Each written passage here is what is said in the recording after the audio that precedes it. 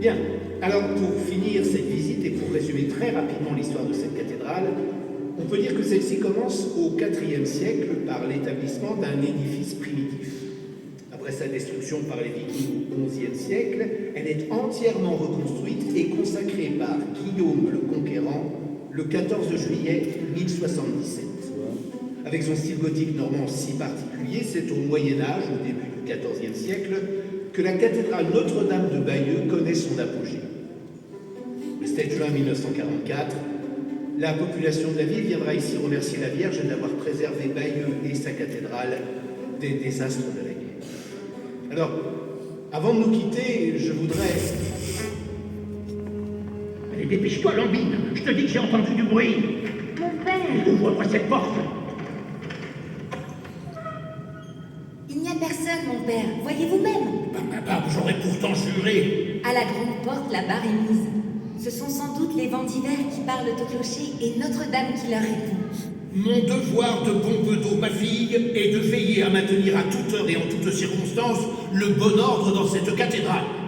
C'est la tâche que le chapitre de Notre-Dame m'a fait l'honneur de me confier, et avec l'aide de notre Seigneur, c'est sans faillir que j'entends m'en acquitter.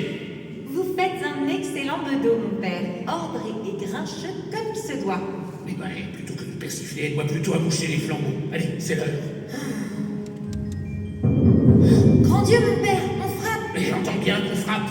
Ah, tu vois bien qu'il y a du monde. Qui va là? Un voyageur qui demande hospitalité. À cette heure, on n'ouvre pas. Mon père. Par Dieu, monsieur, la neige et le froid de la nuit sont plus mordants que Guilou. Me laisserez-vous geler au dehors? Plutôt deux fois qu'une. Passez votre chemin où la garde viendra vous réchauffer à coups de bâton. Mon père.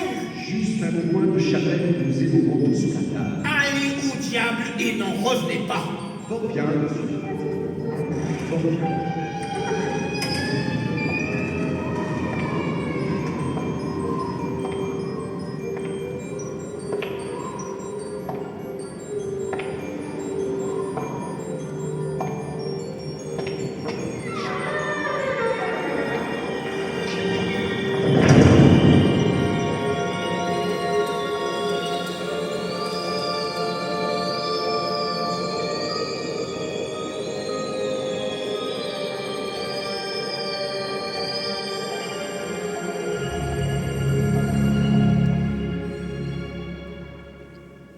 La barre mise et pourtant clavée à triple tour, la grande porte s'est ouverte devant lui. Premier miracle de cette nuit prodigieuse. Puis, en un éclair, le voyageur a disparu, volatilisé comme un nuage d'encens. Et les pierres se sont mises à parler.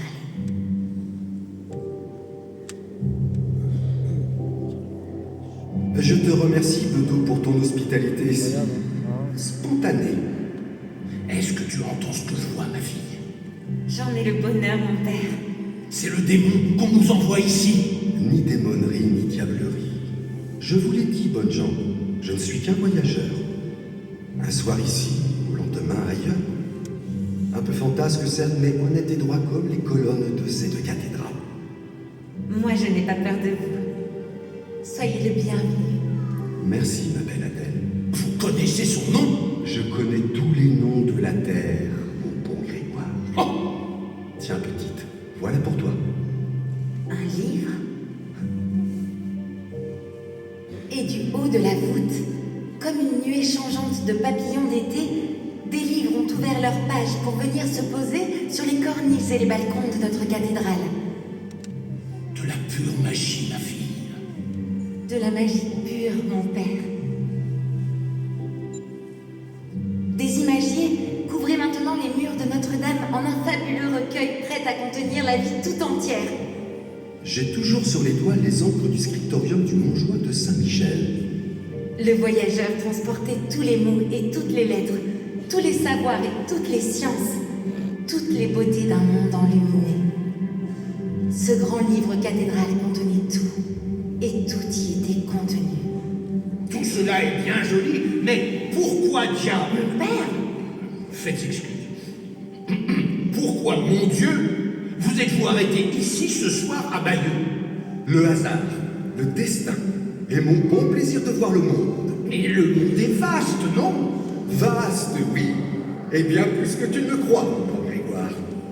J'ai frappé à d'autres portes qu'à la vôtre, et bien d'autres se sont ouvertes devant moi. Le vaste monde s'est obligeamment offert à moi. Bagdad, Le Caire, Cordoue, Tolède.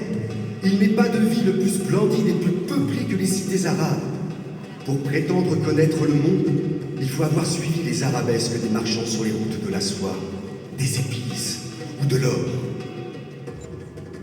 L'Afrique, la terre des Afriques, ceux qui savent recevoir. J'ai vu l'Alibella et ses 10 églises creusées par les anges dans la roche des montagnes éthiopiennes. J'ai suivi le fleuve des fleuves, de l'empire du Mali au royaume du Ghana. Il est encore sur la terre des mondes inconnus que je connais pourtant. Pour trouver celui-là, il faut faire voile plein ouest pour toucher l'autre bout du monde. Là se trouvent des cités d'or accrochées aux nuages, des empires mystérieux blottis au cœur des forêts profondes. Il faut courir la route australe pour rencontrer les peuples des grandes îles. Ils sont nés des déserts et des forêts, des vagues et du vent.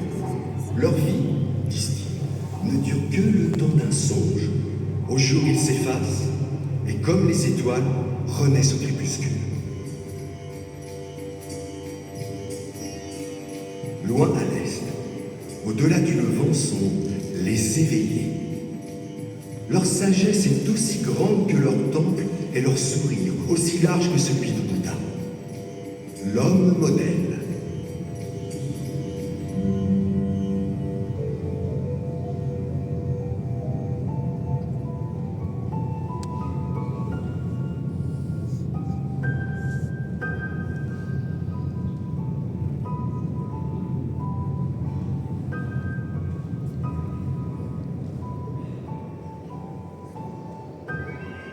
Jusqu'aux extrémités orientales, j'ai suivi Marco Polo, sur les terres du Grand Khan. Comme lui, j'ai vu de mes yeux vus tous les dragons de l'Orient, les licornes et les éléphants blancs, les cyclopes et les hommes sans tête, les géants unijambistes et les femmes de pierre. Toutes ces merveilles décrites par lui dans son grand devisement du monde. Moi qui n'étais jamais allée plus loin que les 2 lieues qui nous séparaient du port en Bessin, la belle vue me prenait devant tant de splendeur. Comme des enfants sous le charme d'un raconteur à la veillée, mon père et moi vivions l'extraordinaire. Avec cette soudaine et simple impression que les murs de Notre-Dame n'avaient été élevés que pour recevoir toutes les beautés de la terre. Je sais aussi qu'un jour, Adèle, un explorateur normand donnera ton nom à une contrée du Grand Sud classée du monde par lui découverte. Il l'appellera la Terre Adélie. Quel honneur! Monsieur, on dit que les hommes n'ont pas la même couleur et qu'il en existerait même des noirs. Il est vrai, comme d'autres sont jaunes rouges, ou d'autres de sang mêlé qui font encore d'autres nuances. Finalement, les hommes ont tous la même couleur, Grégoire, celle de la terre et du cœur.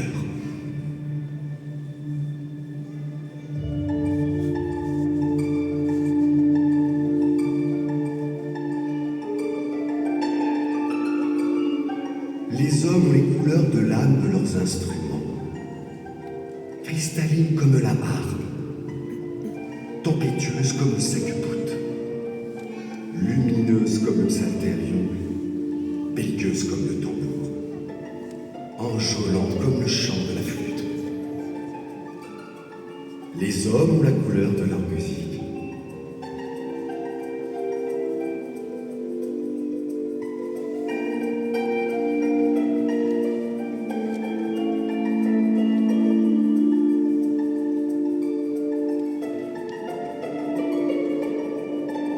Joaillier, bijoutier ou orfèvre savent marier le carmin du rubis, la transparence du diamant, le bleu pur du saphir, les verts de l'émeraude La terre offre aux hommes les merveilles de ses profondeurs.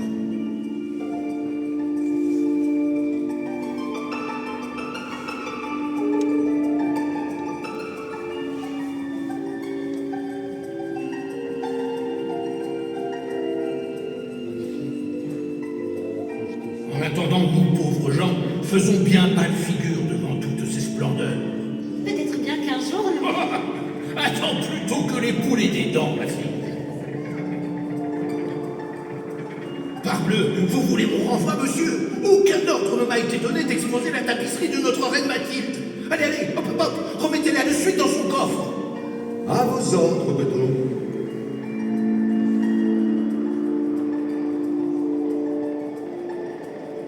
Jamais nous ne pourrons orner les murs de nos réduits des tentures qui ne sont réservées qu'au logis des seigneurs. Leur laine en est si douce, si chaude et si soyeuse. Adèle! Un jour sûrement, tu feras tendre sur les murs de ta chambre les chefs-d'œuvre des maîtres flandriens et des tisseurs du Nord. Ne lui mettez pas, s'il vous plaît, ces sortes d'idées dans la cervelle. Elle sait rêver, c'est bien plus qu'il n'en faut pour être déjà riche. Oh! Un jour, petite, tu sauras toi aussi jouer des couleurs et de leur âme. Tu auras d'abord appris à les composer, à mélanger l'huile à la guêde ou l'indigo pour bleuter l'azur, la robe de marine et le manteau des rois. Tu t'enivreras des senteurs du curcuma et du safran avant de les coucher pour que s'y mirent les étoiles. Le carmin des cochenilles ou de la Garance empourprera la vêture des puissants et les drapeaux guerriers. La terre de Sienne ou celle de Cassel collera au basque des robes de pur. Les violines de l'Orseille habilleront les papes et les évêques, aussi les pénitents. Un jour, c'est toute la nature et toute la terre qui s'étaleront sur ta planète. Folie! Ce n'est point là l'affaire des femmes. Vous, balivernes, ne font que lui tourner la tête. Elle qui passe déjà son temps à bailler au cornet. Mon père avait raison. J'avais souvent le nez en l'air. Juste pour respirer la lumière. Pour la voir filer entre les nuages. La regarder changer de l'aube à son coucher. Des journées entières, je la regardais caresser les grands vitraux de notre cathédrale en courant d'est en ouest. Alors, l'air s'embrasait. L'espace ruisselait de couleurs et l'âme des hommes s'éclairait aux lueurs divines.